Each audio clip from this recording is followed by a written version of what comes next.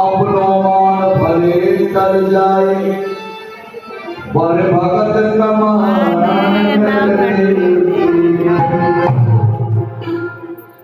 भगवान तो भाव के रूप में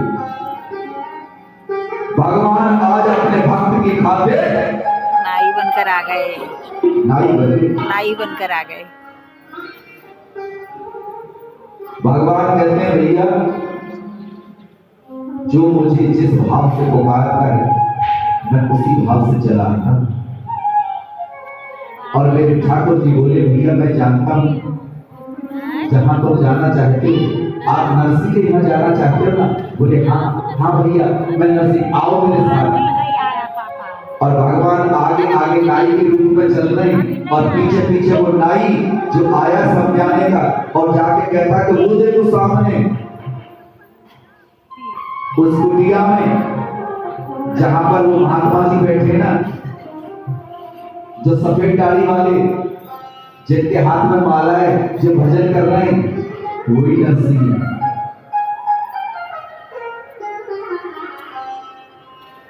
और जैसे ही नाई आगे को बढ़ा भगवान अंतर ध्यान गोविंद भगवान की काम कर लिया अपना। अब नाई जैसे ही जाता और जाकर देखता है अरे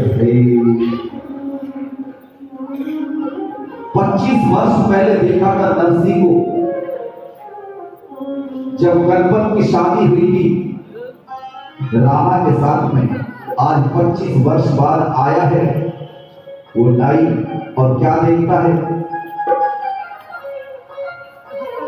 बाल झुलसे हुए हैं चेहरे पर झुर्रियां पड़ी हुई हैं बाल सन की तरह सफेद हो चुके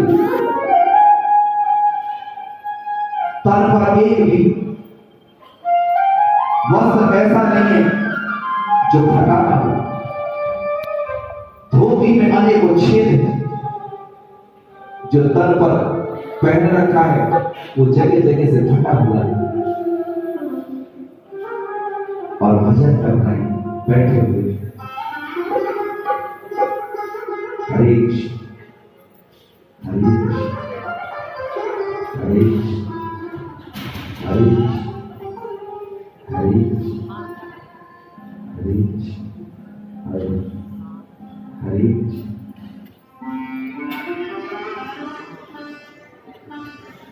नाई ने जैसे देखा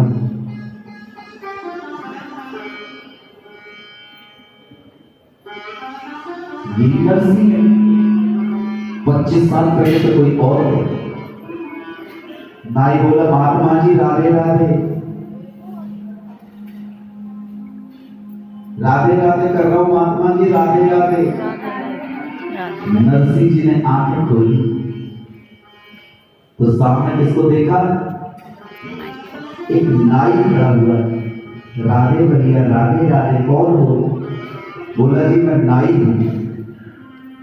नाई भैया कौन नाई कहां से आए हो? बोले जी आपके समझाने से आया आपके समझाने से आया हूं। बेटी रामा की यहाँ पर विवाह है उसकी पुत्री का मैं भात का निमंत्रण लेकर आया हूं। भात का निमंत्रण हाँ। अब जैसे ही नरसी जी ने सुना बेटी रामा के यहां से नरसी जो भूल चुके थे अपनी पुत्री को पूरी तरह से पूरी ही दौड़े पिछली पूरी की पूरी पिक्चर सामने। नरसी बोले समझाने से आए हो सिंसागर से? हाँ जी महात्मा जी वहीं से आया हूं। ये पत्र का लेकर आया भात का न्योता आप ये पाती लो। और जैसे ही पाती आगे को पकड़ाई नरसी जी ने पाती हाथ में ली और पाती जैसे ही नरसी ने पढ़ी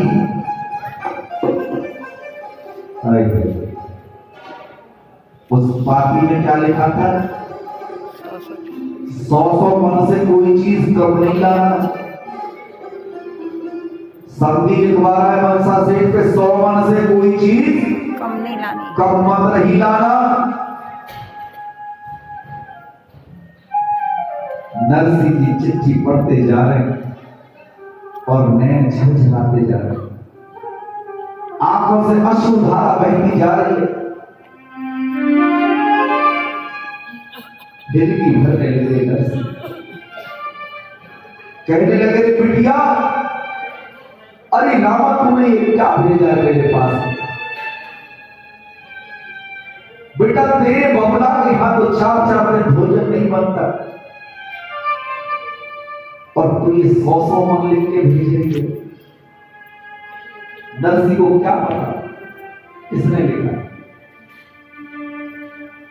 बेटी आज तू मेरी गरीबत का हंसने लगी,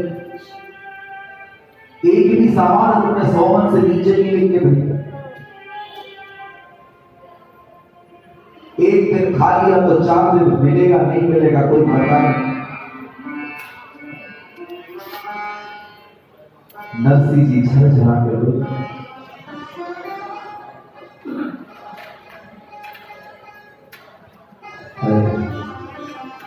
वारे गरीब,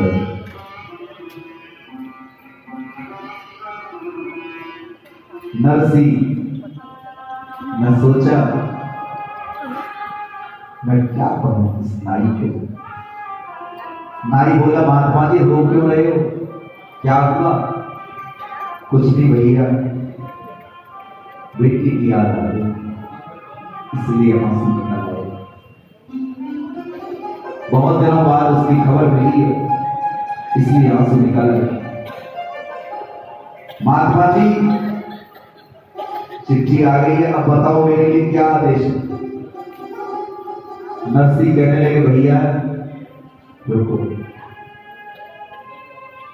तो भूखे होगे? हाँ महात्मा जी भूखा तो हूं, मैं तुम्हारे खाने की व्यवस्था करता हूं, भूल जाओ।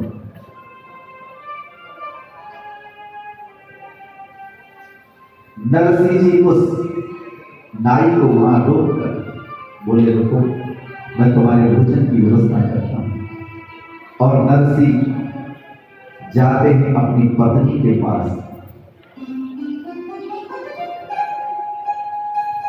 पत्नी के पास में जाते हैं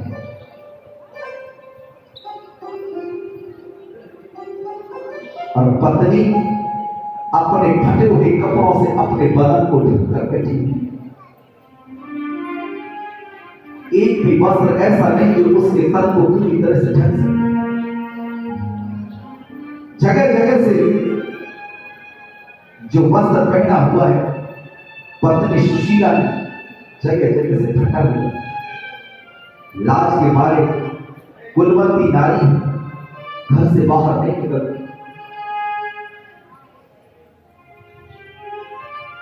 नरसिंह लड़खड़ाते हुए आए और कहने लगे प्राण प्रिय,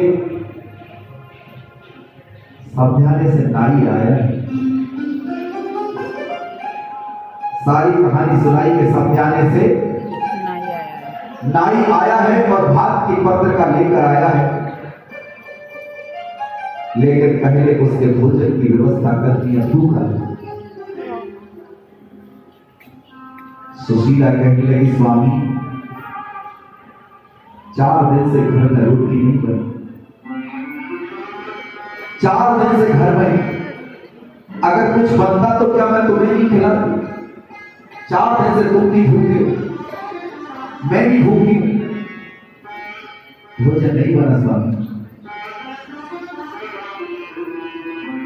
नरसिंह कहने लगे लेकिन भोजन तो कराना पड़ेगा ना, समझाने का आया है, वरना कौन भोजन। एक काम करो, पड़ोस में जाओ और पड़ोस में जाकर कुछ मांग कर लो।